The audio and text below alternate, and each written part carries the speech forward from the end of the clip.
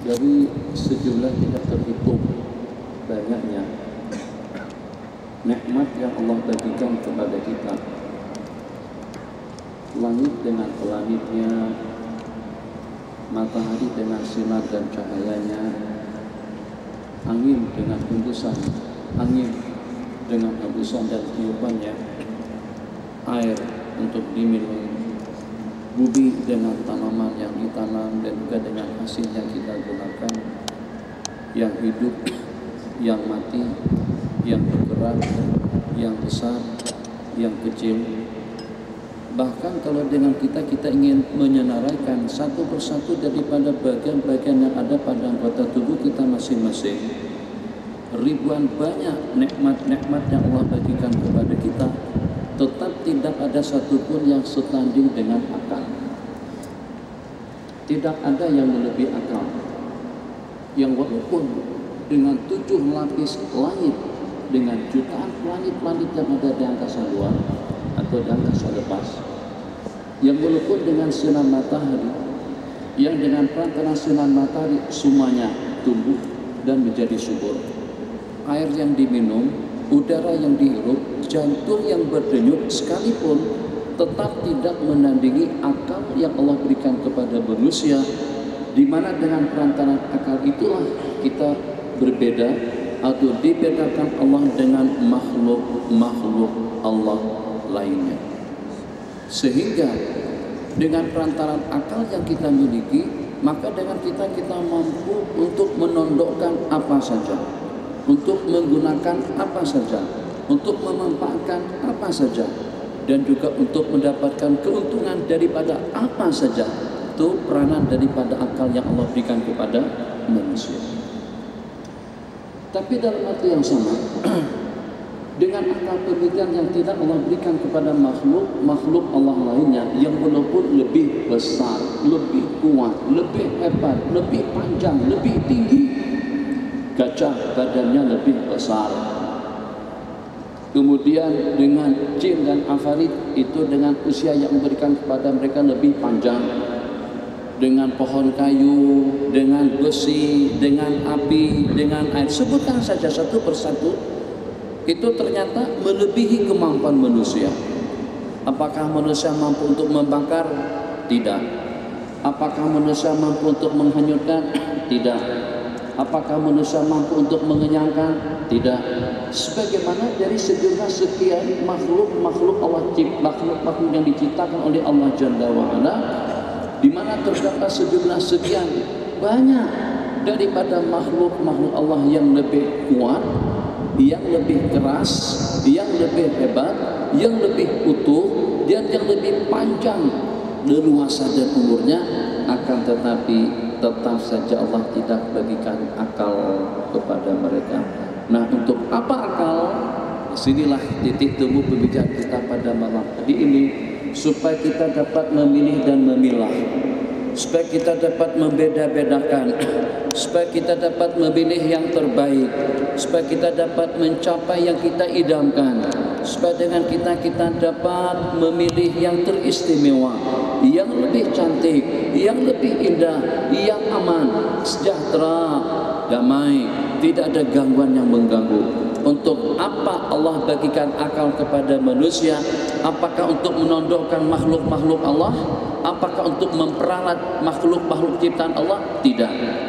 Allah bagikan akal kepada kita, satu, sebagai satu anugerah, nikmat dan kehormatan yang Allah bagikan kepada mereka, dan dalam arti yang sama, agar dengan kita dapat membeda-bedakan ini bagus, ini buruk, ini baik, ini tidak. Agar dengan kita dapat memastikan langkah yang seperti apa, sikap yang seperti apa, perbuatan yang seperti apa, perangai yang seperti apa, kelakuan yang seperti apa, tindakan yang seperti apa, perbuatan yang seperti apa yang harus kita laksanakan. Sebab karena ada akal. Kambing mungkin barangkali dengan dia makan di samping najis, kita tidak mau macam itu karena kita ada akal. Begitulah dengan makhluk Allah lainnya. Jadi dengan akal pemikiran tadi itu, maka dengan kita harus mampu untuk mendapatkan yang terindah, untuk mendapatkan yang terbaik, untuk mendapatkan yang teristimewa, dan juga untuk mendapatkan kebahagiaan yang abadi untuk diri yang sebatang kara ini. Sebab kita sudah merasakan dan juga sudah membuktikan dengan mata kepala kita masing-masing, kenikmatan dunia yang sekejap pun itu memang betul-betul terasa nikmat. Kenikmatan dunia yang sementara waktu pun itu memang betul-betul menggiurkan. Kenikmatan dunia yang hanya dalam hitungan saat kalau dibandingkan dengan hari akhirat itu memang betul-betul memuaskan. Kalau macam tu, kira-kira sehat tak pemikirannya bahwasanya yang Allah jadikan bukan setakat untuk sementara waktu, bukan hanya sekedar untuk dalam beberapa hari, bukan hanya untuk kita di dunia, tapi yang Allah jadikan untuk selama-lamanya nanti di hari akhirat. Khalidina fiha khuludun la mauta fiha. Hadis riwayat daripada Sayyidina Abdullah ibni Umar, seketika ahli syurga Allah tempatkan di dalam syurga, ahli neraka Allah tempatkan di dalam neraka. Sumaji abil maut, kemudian dengan mati itu dibentukkan sebagaimana kambing, dibentukkan sebagaimana dengan hewan korban, dan disembelih, mati disembelih antara surga dengan neraka. Allah berfirman kepada dua kumpulan tadi itu, kepada ahli surga, khuludun, kekal abadi, tidak ada mati setelahnya. Khuludun, kepada ahli neraka, tidak ada mati, kekal selama-lamanya, tidak ada mati setelahnya. Jadi dikatakan tidak ada yang paling menyeronokkan dan yang paling menggembirakan kepada ahli surga daripada wahyu Allah saat ketika Allah berfirman, khuludun la mauta fiha, kekal abadi selama-lamanya, tidak ada mati yang akan menyetop dan juga yang akan menyekat dan juga yang akan menghentikannya. Macam tujukan kepada ahli neraka, wal iyadu billah. Oke, kesimpulannya, akal yang Allah berikan kepada kita agar dengan kita mampu untuk memilih dan memilah, untuk mendapatkan yang terbaik, untuk mendapatkan yang teristimewa. Kira-kira kalau itu hakikatnya, maka dengan kita coba kita melihat satu persatu daripada bagian-bagian nikmat yang pada urutan selepas akal. Mata, telinga, tangan, hati, kaki, begitu juga dengan anggota atau juga dengan bagian-bagian organ kita lainnya. Masya Allah, tabarakallah, yang pada saat dengan seseorang mengorbankan waktu itu berarti kekayaan, waktu itu berarti duit, waktu itu berarti politik, waktu berarti kejayaan, waktu berarti leluasa, waktu berarti kebahagiaan. Nah, dengan mereka seketika dengan akal pemikiran manusia yang waras, akal kita letakkan di kepala, akal kita posisikan sebagaimana dengan peranannya. Akal sebagaimana kedudukannya di sisi Allah dan juga sebagaimana kedudukannya di mata makhluk yang teristimewa daripada sejumlah sekian pemberian yang Allah berikan kepada manusia. Maka bagaimana kira-kira dengan kita menggunakan waktu? Apakah waktu kita korbankan? Nah, di sini akal, peranan akal sekarang. Apakah waktu kita korbankan untuk kita mengejar bola? Apakah waktu kita gunakan untuk kita mengejar hiburan? Apakah waktu kita gunakan kepada yang tidak ada kegunaan dan tidak ada faedahnya? Terlalu sedikit pengorbanan yang kita lakukan seketika dengan kita mengorbankan waktu. Kalau sasarannya bola, kalau sasarannya music, kalau tujuannya duit, kalau tujuannya harta, kalau tujuannya hanya semata-mata untuk jabatan. Bahasa kita tidak bebaloi, tidak seimbang antara pengorbanan yang kita lakukan dengan hasil yang akan kita peroleh, yang kalau pada saat berangkat daripada Al-Ustaz, motor besar engine 150.000, 1.500 cc, lebih besar daripada engine kancil, 2 biji kancil kosong,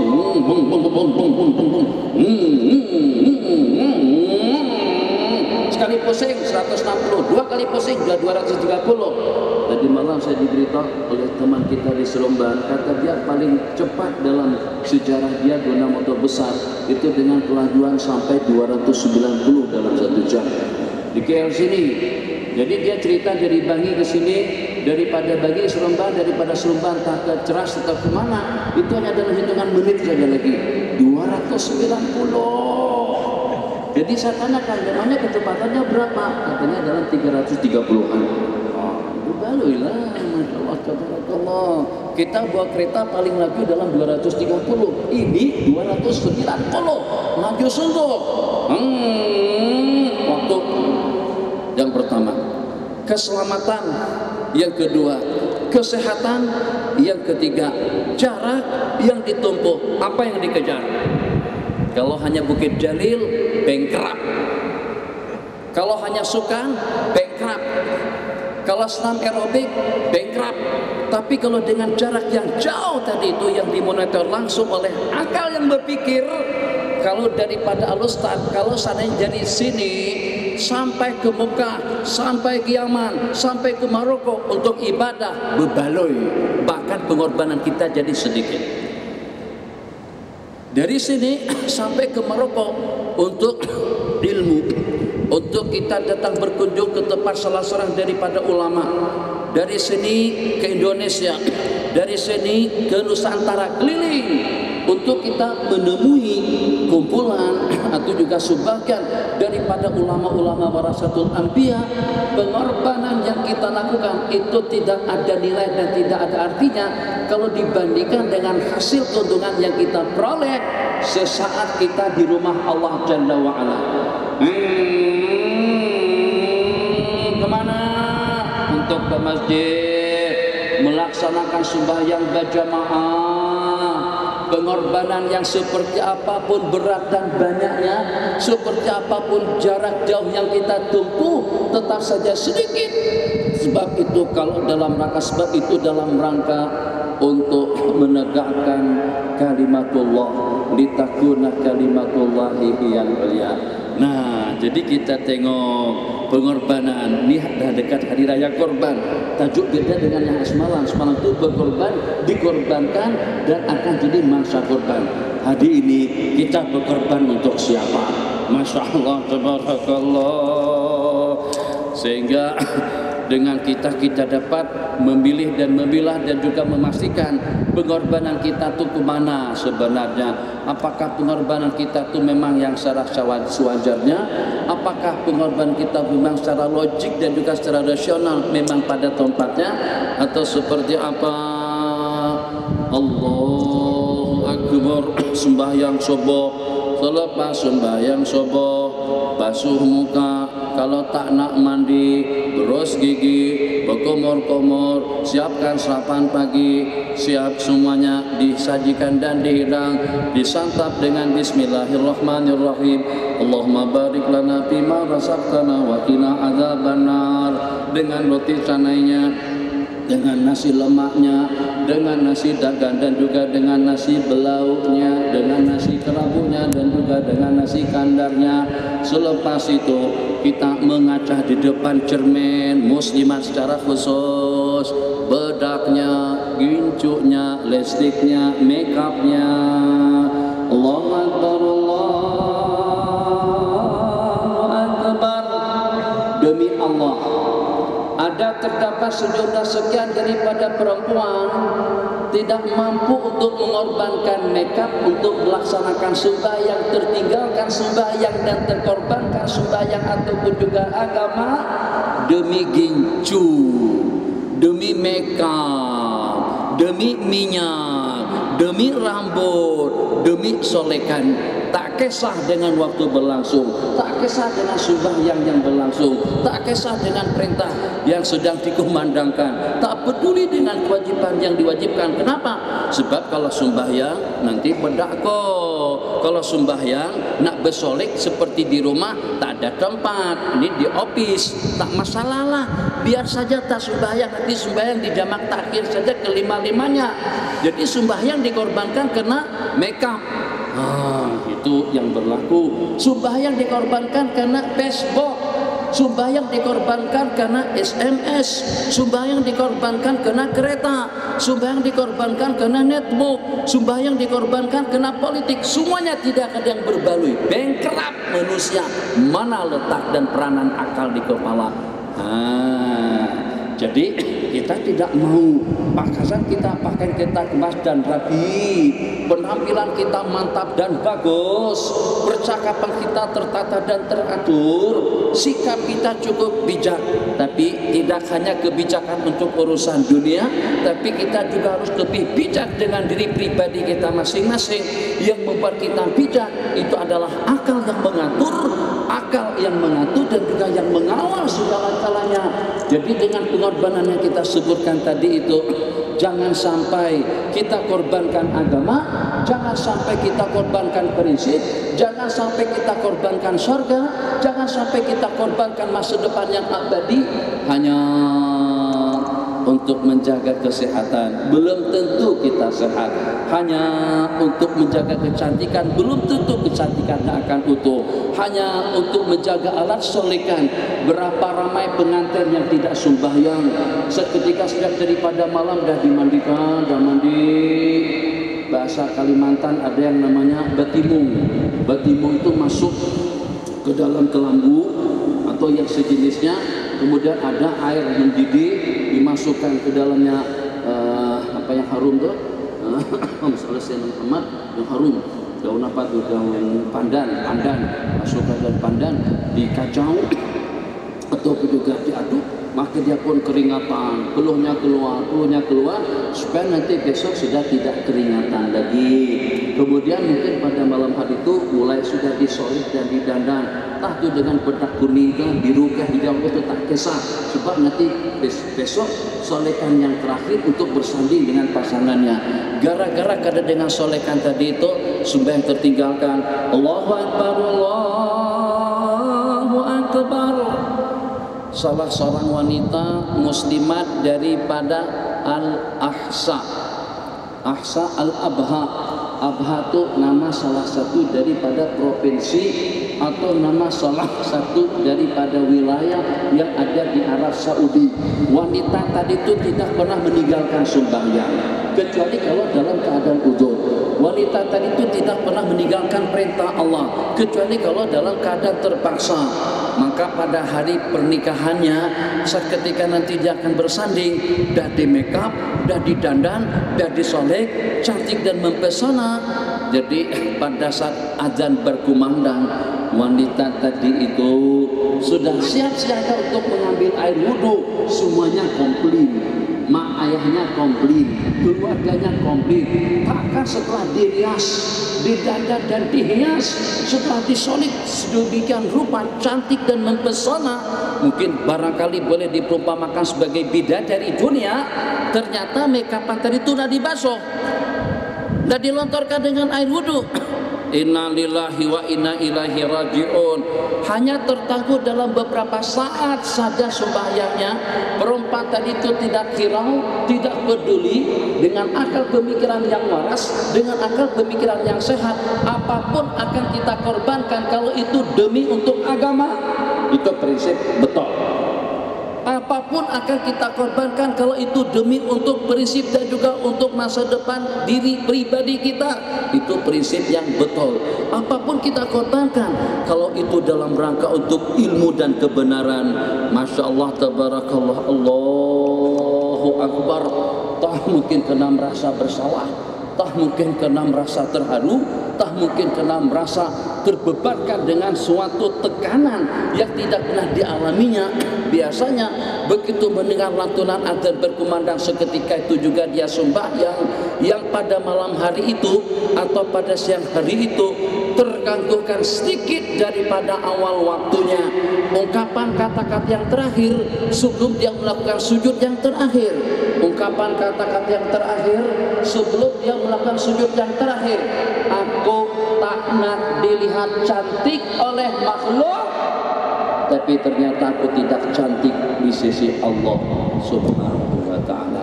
Yang walaupun ilmunya biasa-biasa saja, kehidupannya biasa-biasa saja, penampilannya biasa-biasa saja, tapi memiliki sesuatu yang barangkali tidak dimiliki oleh Perdana Menteri, atau juga oleh Presiden, ataupun juga oleh Khalifah, atau juga oleh tuanku, atau juga oleh Salatin, atau juga oleh hakim dan hukama. Masya Allah, aku tak nak kelihatan cantik di depan makhluk, di khalayak orang ramai, tapi ternyata aku jelek dan buruk dan tidak cantik di mata Allah Subhanahu wa ta'ala. Ingat sepatah kata daripada wanita tadi itu, ungkapan kata-kata terakhir, sujud yang pertama, sujud yang kedua, sujud, sujud, sujud, sujud, sujud, sujud, ternyata terhembuskan dan dihembuskan napasnya yang terakhir pada saat ketika dia sujud. Itu yang namanya pengorbanan demi untuk sumbahnya. Berapa makeup? Makeup tuh berapa? Gincu tuh berapa? Minyak tuh berapa? Wah, susah sih. Anak sudah bagi minyak janggut tadi itu. Ini rambut sudah dikasih minyak, sudah disolek, sehingga itu yang menghalang kita untuk mengambil air wudhu. Itu yang menghalang kita untuk kita singgah di masjid. Gara-gara karena minyak, gara-gara karena SMS masuk, gara-gara karena ada email, gara-gara karena sedikit kesibukan.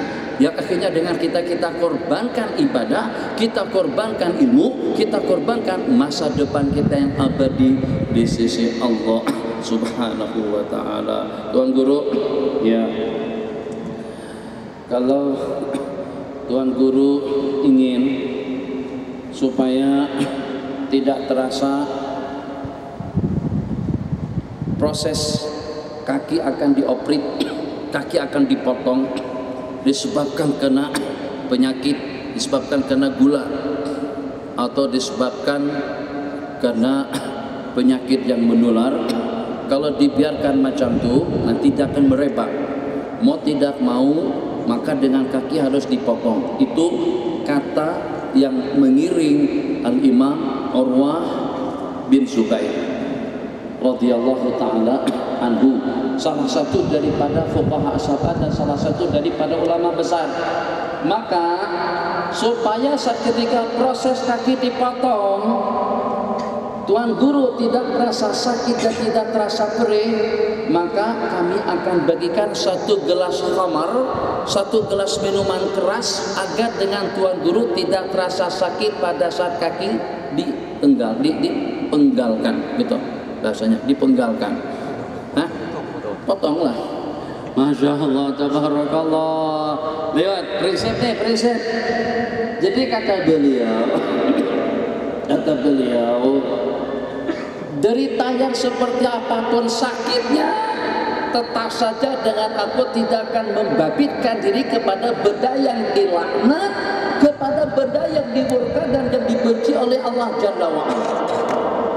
Sakit tak kisah, sakit-sakitnya kaki, tapi itu dalam rangka untuk menegakkan hukum, untuk tidak babitkan diri kepada benda yang dimurka. Nabi kita laknat yang meminumnya, yang menyajikannya, yang membawanya, yang memproduknya, yang menjualnya, yang membelinya. Khamar, 10 kumpulan yang terlaknat. Aku belum bersedia untuk mengelakkan rasa sakit daripada diriku. Itu kalau dalam rangka aku akan terbabit melakukan perkara yang dimurka atau perkara yang dibenci oleh Allah Jalla wa'ala. Yang sehingga kalau memang tujuan daripada kalian agar aku tidak terasa sakit, kalau tujuan daripada kalian karena kesian dengan aku, janganlah disarankan dan dicadangkan cadangan yang seperti itu. Kalau memang kakiku akan dipotong dan harus dipotong, maka tunggulah nanti pada saat aku melaksanakan sembahyang 2 rakaat. Allahu Akbar. Khusyuknya Al-Imam Urwah bin Zubair, Abdullah bin Zubair radhiyallahu ta'ala anhu, itu pada saat beliau sedang sembahyang, asik-asik sembahyang, kaki mereka potong sampai selesai.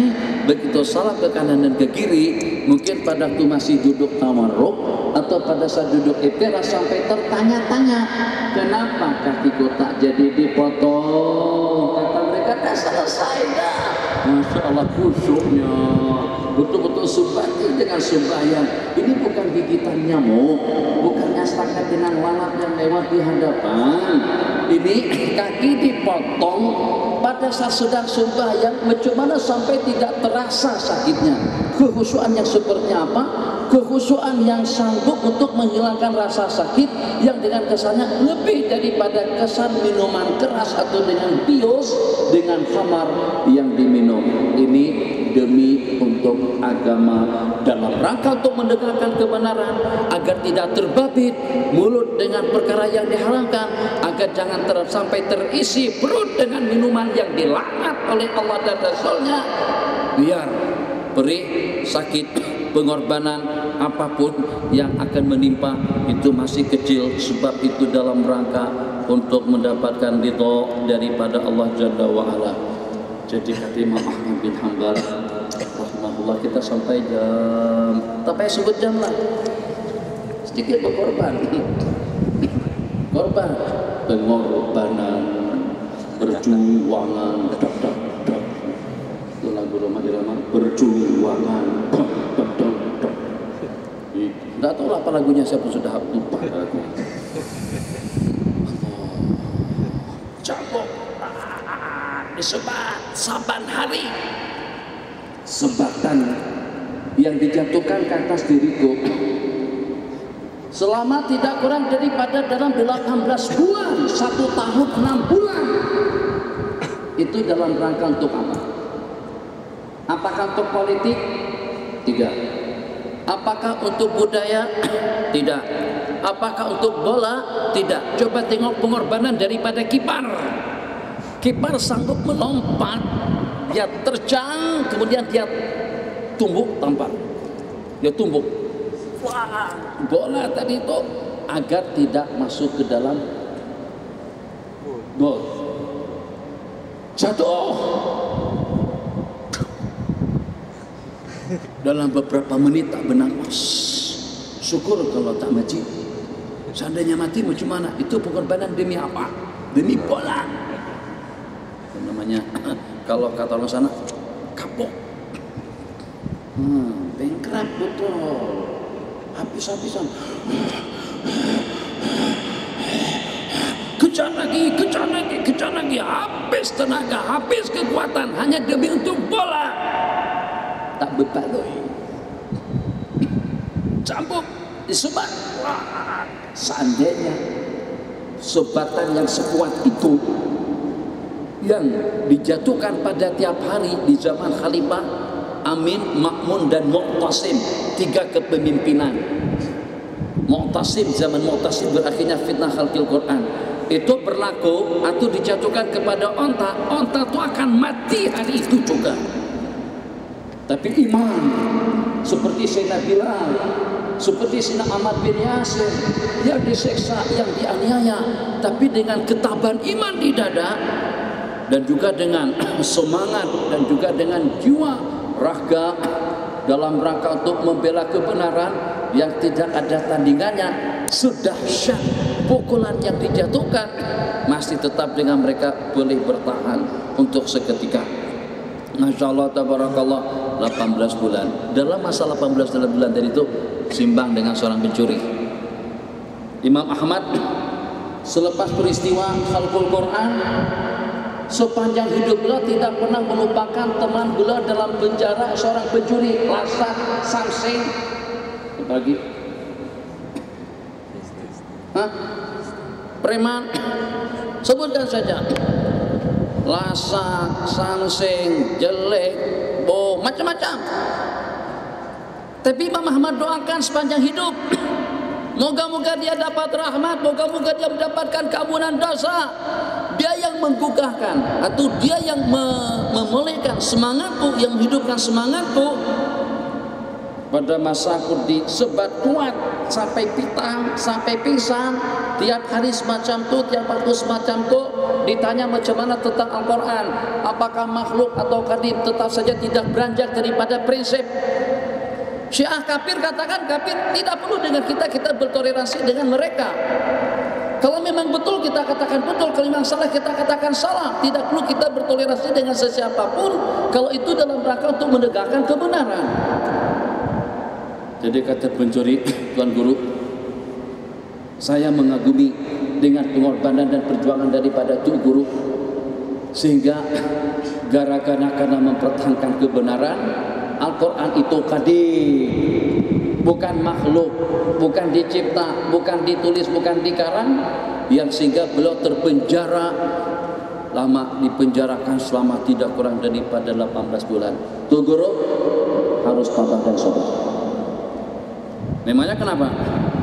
Jadi kata si pencuri tadi itu, aku keluar masuk penjara, masuk keluar, keluar lagi, masuk lagi, keluar masuk lagi, keluar masuk lagi.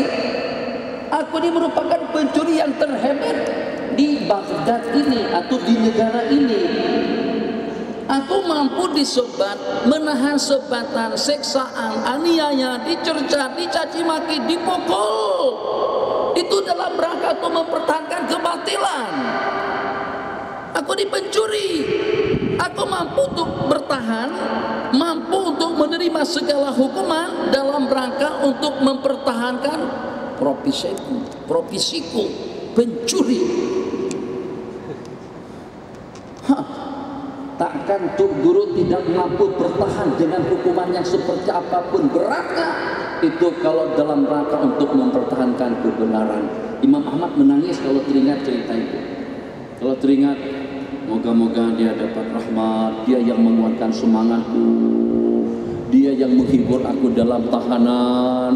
Aku ini berada dalam kebatilan, mencuri punya orang, kerjaan merompak, kerjaan mencuri, kerjaan merampas. Dihukum, aku mampu untuk menahan hukuman, tabah dan sabar dengan derita dalam rangka untuk mempertahankan profesiku. Takkan dengan Tuan Guru tidak mampu bertahan dengan cobaan dan ujian dalam rangka untuk mempertahankan agama Allah Subhanahu wa ta'ala. Allahu Akbar.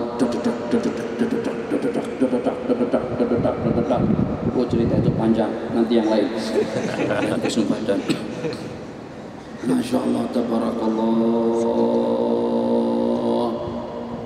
Kita pernah dengar ada yang sembahyang sampai bengkak kedua belah kakinya. Yang pertama dengan baginda Nabi itu kecil, sebab itu dalam rangka untuk mengubudiakan ibadah kepada Allah Jalla wa'ala. Tuh, labbaik Allahumma labbaik, bebaloi yang walaupun jaraknya jauh, terbang, kadang-kadang bimbang, kadang-kadang risau, kadang-kadang takut, kadang-kadang gelisah. Seketika dengan pesawat itu bergoncang, begitu. Hati pun debar semangat kita. Inna Allahu Akbar. Mudah-mudahan jangan sampai terhampas kapal terbang kita. Itu cabaran pada masa perjalanan kita terbang menuju Arab Saudi. Waktu, tenaga, anak, istri, sawit, politik, hijau, biru, pakatan, garisan, semuanya kita tinggalkan. Tapi matlamat untuk apa? Untuk kita menjadi tetamu Allah. Bagus, itu berbalut dengan pengorbanan yang kita lakukan.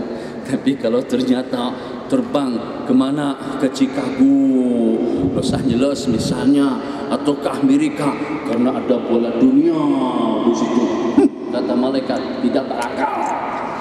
Tapi malaikat cakap pelan-pelan, hingga tak kedengaran dengan mereka tadi. Ya betul lah. Takkan dengan kita terbang sampai 5-16 jam ke Amerika ataupun juga ke Eropa hanya untuk sukan, hanya untuk bola, hanya untuk hiburan, hanya untuk F4, hanya untuk Justin Bieber, hanya untuk Roma Irama, hanya untuk lagu, hanya untuk dangdut, hanya untuk senam aerobik. Mana? Ngapain ke sana? Susah-susah, kumpul dari Seremban ada, dari Singapura ada, dari Kucing. Lama saya jumpa kawan-kawan daripada Kucing. Mereka ingatkan saya daripada Kucing, kami daripada Kucing. Jumpa juga teman-teman daripada Singapura. Ngapain? Itu buat apa? Untuk hadir daurah Habib Zain bin Sumaid di Masjid USD, berbaloi dengan pengorbanan. Bahkan pengorbanan yang kita lakukan tadi itu masih belum setanding dengan sesaat kita berada di majelis ini.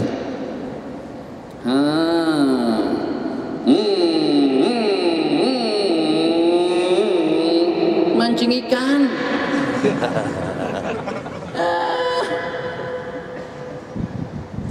Mahal harga ikan. Kita boleh beli ikan setakat 5 ringgit, 10 ringgit ya sekilo. Untuk apa kita? Yang walaupun itu passion kita, atau yang walaupun itu adalah profesi kita, yang walaupun itu adalah hobi kita, betul. Tapi taklah sampai dengan kita mengorbankan waktu, mengorbankan jamaah, majelis ilmu, majelis zikir, kewajiban hanya untuk mancing ikan. Ikannya pun nak berehat, sebab ini di waktu malam.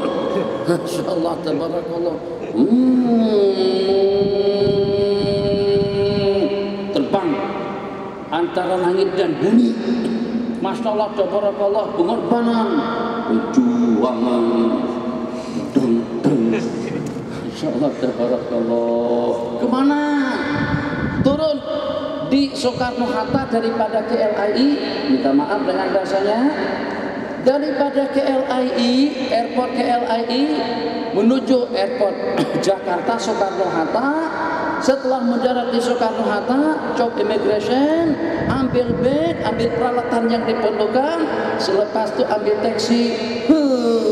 Jam di Jakarta, jam seperti hari raya. Kita di sini hari raya puasa dengan hari raya haji saja, atau pada waktu pagi saja. Ya Allah, jam betul untuk kita ke office, untuk kita ke pejabat. Di Jakarta saban hari macam tu. Ada teman kita tahun kemarin pergi ke Bogor, itu ikut daurah Muharram yang kami adakan di Bogor. Berangkat daripada Jakarta kira-kira dalam pukul 8 sampai ke rumah atau ke Bogor, yang jarak perjalanannya tidak lebih daripada dalam 95 atau 100 km saja. Itu ditempuh selama dalam 7 jam. Dari Jakarta ke Ciawi, Ciawi ke Bogor, atau ke Sentul, kemana? Padang Golf. Itu pengorbanan. Bukan tak boleh, bukan tidak boleh. Tapi yang seperti yang saya katakan tadi itu, fungsi akal itu di mana? Tanya macam itu. Bukan tidak boleh. Padang Golf banyak di KL, mainlah di KL. Tak mesti sampai ke Bogor, tak mesti sampai ke Kanada, tak mesti sampai ke Amerika. Hanya satu padangnya saja, hanya untuk kadinya saja. Kadi di Bogor perempuan, itu saja bedanya. Kedi kadi, kedi. Mana betul lebih kurang yang penting paham apa yang saya maksud. Hanya kedi saja. Ya Allah, ya Rahman Rahim, itu tak berbalik yang kita lakukan. Kalau hanya satu padang golf. Tapi para sahabat Nabi, Khubayb bin Adi, 3 orang daripada sahabat yang pada saat dengan mereka dikeroyok, yang pada waktu itu ketiga-tiganya melakukan aksi perlawanan, tidak mau pasrah dan juga tidak mau menyerah. Kalian menyerah, kami akan amankan janji daripada kami semuanya. Ternyata semua janji yang mereka janjikan tadi itu tidak lebih daripada janji palsu. Sehingga dengan Khubayb mereka uji dengan bermacam-macam cobaan, diseksa, dianiaya, dipukul sampai disobek-sobek badannya. Jadi terakhir sebelum mereka lakukan pembunuhan kepada Sayyidina Khubayb, jadi kata Sayyidina Khubayb, aku inginkan, aku minta diberikan peluang untuk melaksanakan sembahyang 2 rakaat sebelum aku dibunuh. Allahu Akbar. Jadi disaksikan dan dilihat sembahyang yang memang tidak ada tandingannya, salat muwaddi', sembahyang orang yang akan pergi, yang akan berpisah dengan dunia. Selepas sembahyang 2 rakaat dilaksanakan, seandainya kalian, seandainya aku, atau seandainya kalian tidak menduga, tidak menyangka aku takut dengan kematian, maka aku akan laksanakan sembahyang, maka aku akan laksanakan sembahyang lebih mantap, lebih sempurna, lebih khusyuk, dan juga lebih berkualiti, dan lebih baik dan lebih elok daripada sembahyang yang aku laksanakan tadi. Tapi aku khawatir kalau ternyata dengan sembahyang yang kelaksanakan, yang aku panjangkan bacaannya, yang aku panjangkan rukuk dan sujudnya, takut kalau aku dikatakan kena takut dengan mati. Selepas sembahyang, sebelum tangan dibantang, ditoreh dengan sembilu, diseksa dan dianiaya, telinga digunting, begitu juga dengan mata dicungkil. Apa kata mereka pada saat itu? Kata Umayyah, Kata Abu Sufyan, macam mana kira-kira, macam mana agak-agaknya kalau yang menjadi penebus Anda, yang menggantikan posisi Anda sekarang, kami seksa, kami aniaya, dan juga kami bunuh, itu adalah Muhammad. Sementara dengan kamu bebas leluasa, kami berikan wewenang untuk pergi kemana saja. Apa kata beliau?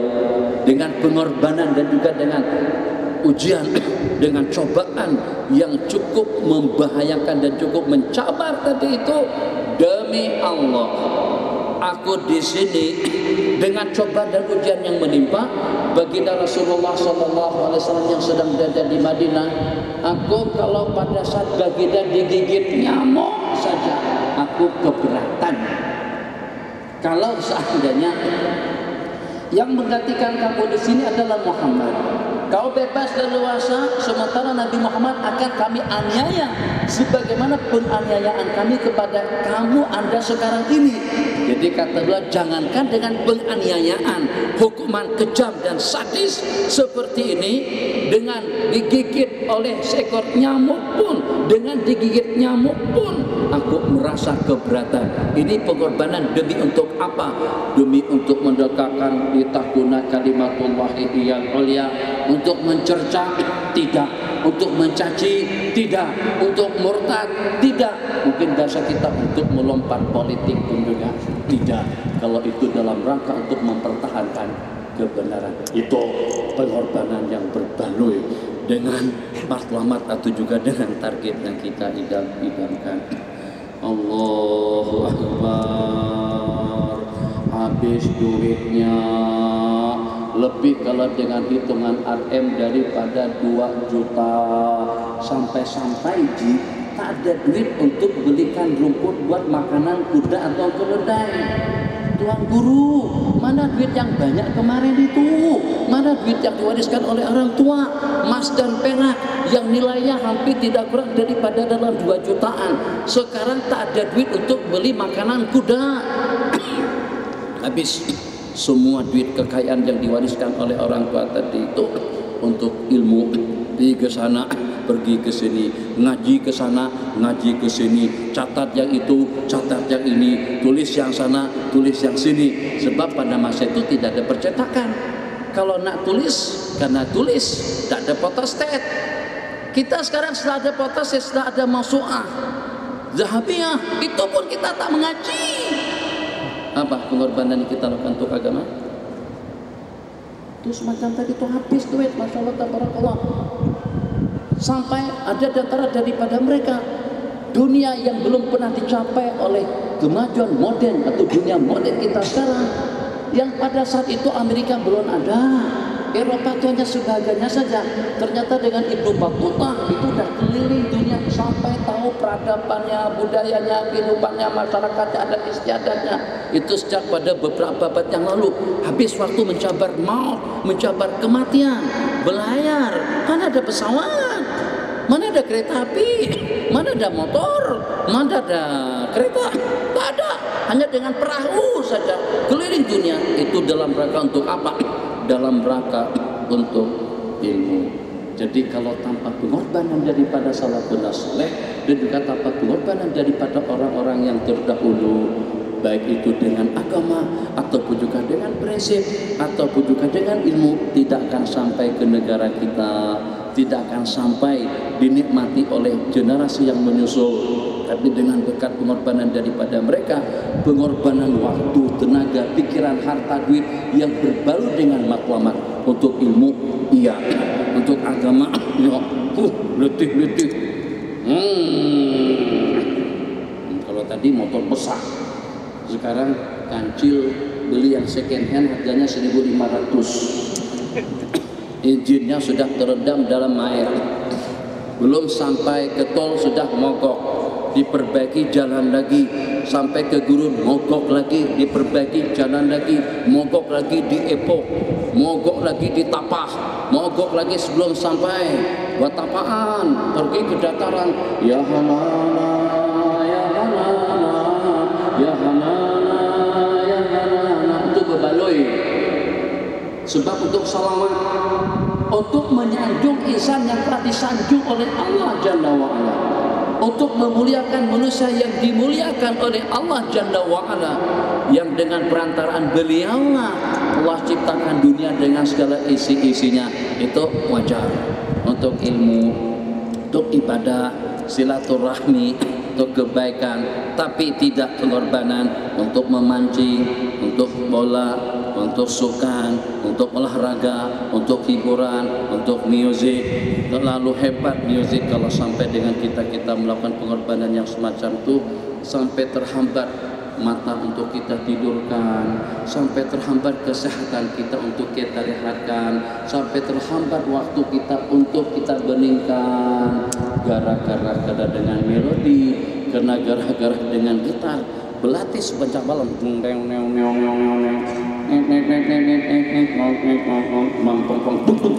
drumnya sepanjang malam latihan untuk tampil nanti pada malam 31 Agustus. Ya Allah, salah, turunkan tangan, lengkungkan sikit.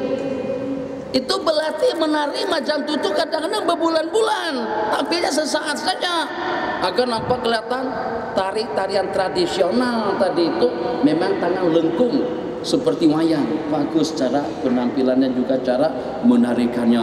Itu MS negara, nama baik bangsa, begitu istilahnya. Masya Allah, tabarakallah. Berbulan-bulan latihan hanya untuk wayang, hanya untuk senam aerobik, hanya untuk tari-tarian, hanya untuk lagu jazz,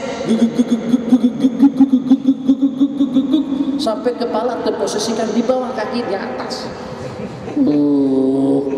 Otak di kepala takkan diletakkan di bawah, hanya seketakan untuk tari-tarian dan satu dengan istilah atau dengan dangdut dan juga dengan gerak yang seumpamanya. Terakhir, nanti kalau ada soalan silakan. Ini soalan untuk saya atau soalan untuk siapa kan? Pengorbanan. Alhamdulillah, mudah-mudahan sedikit banyak dapat membuka wawasan dan memberikan pencerahan kepada kita untuk apa kita berkorban. Kalau waktu kita habiskan untuk kebaikan, alhamdulillah.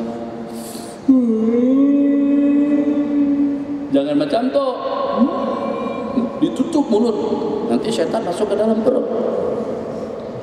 Kenapa? Sebang tasbih panjang, sampai terpapar 2, 3, 4 kali. Subhanallah. Tapalah malaikat, pahamlah kata malaikat, apa ini pengorbanan bagus, Masya Allah, dalam rangka untuk menghabiskan sekali sunat tasbih 4 rakaat. Dia pengajian nguap lagi, tak apa, itu pengorbanan demi untuk ilmu. Tolong tangkap hidup. Aku tak nak kalau sampai panglima perang itu lepas dan lucut daripada pantauan dan pandangan kalian. Aku mendapatkan informasi lengkap masuk ke dalam Facebookku, kata Herakl, bahwasanya sahabat-sahabat Rasul itu diperumpamakan laksana singa di waktu siang dan laksana obat di malam hari. Luyus bin nahar, rukbahun bin lail.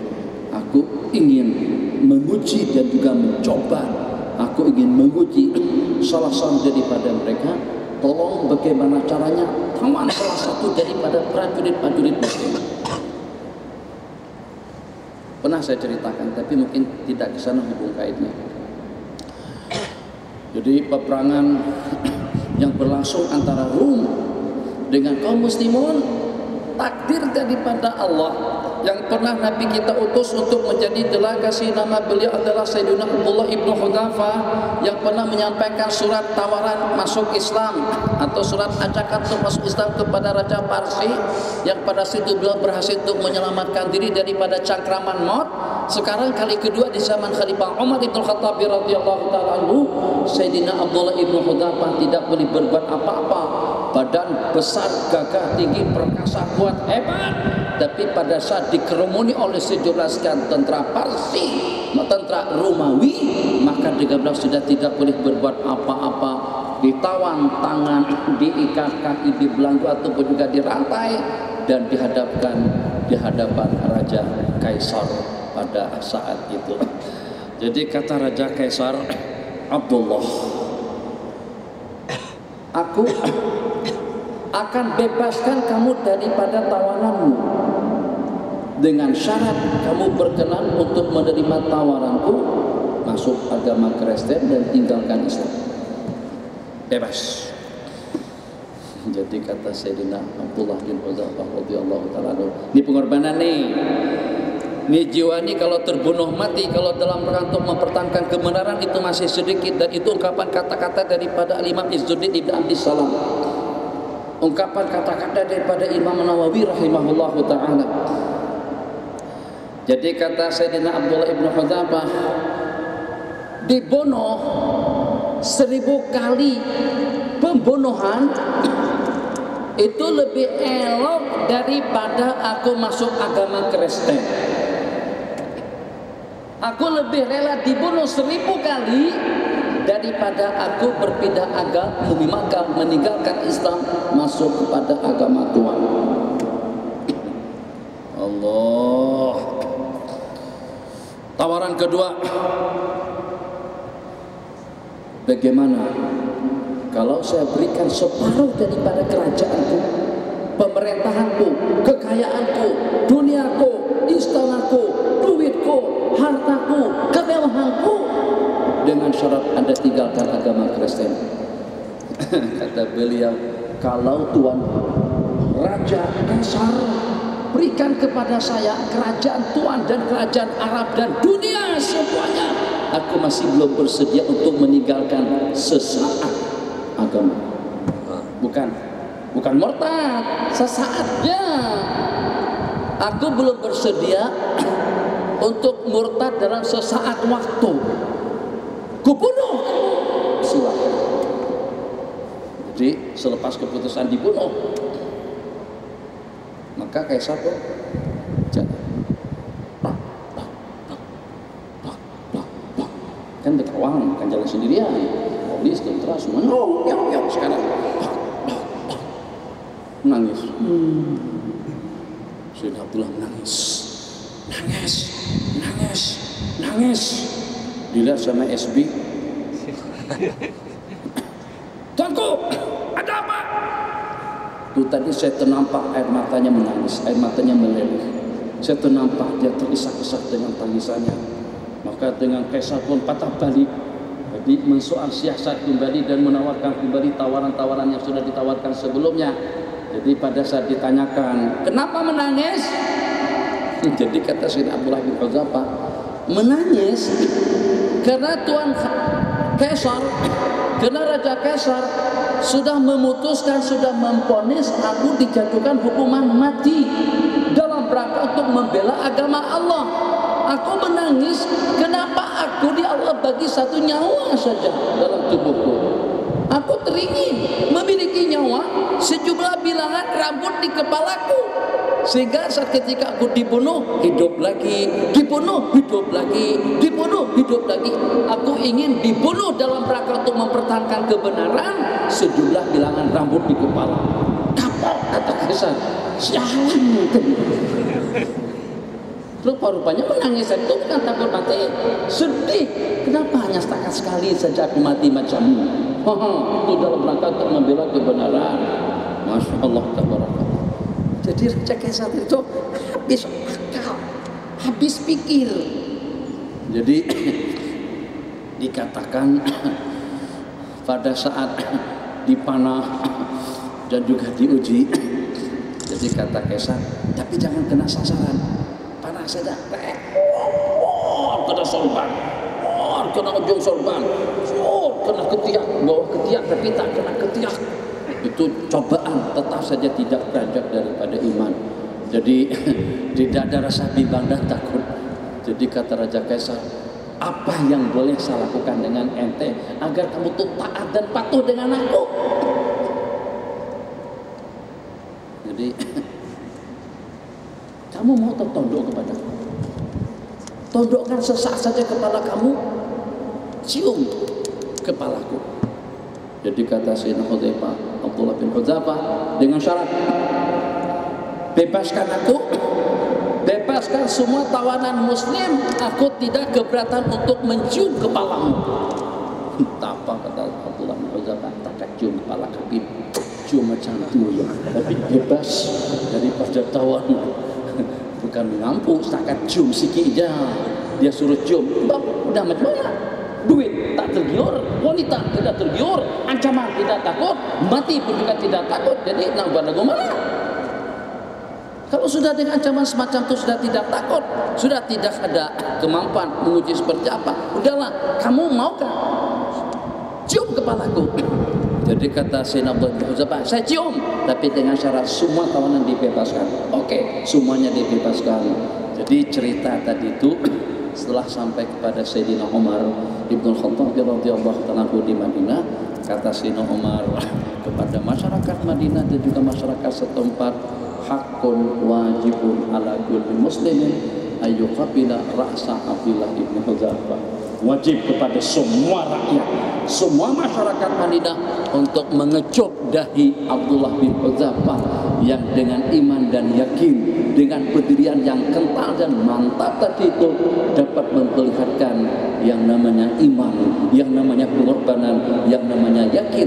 Saat ketika sudah menyerap ke dalam dada, saat ketika subati dalam kehidupan, apapun tidak ada nilainya, sanggup untuk mencapai dan juga mengorbankan apa saja dalam rangka untuk mempertahankan prinsip dan agama. Ini gambaran sekilas tentang pengorbanan daripada salafun saleh. Mudah-mudahan ke depan ada pengajian, majelis ilmu, majelis zikir demi untuk agama, demi untuk baginda Nabi, demi untuk kebenaran, demi untuk Islam.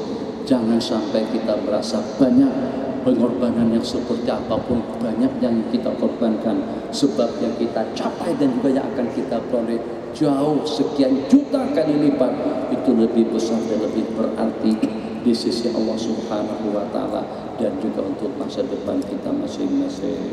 10 menit. Silakan baca.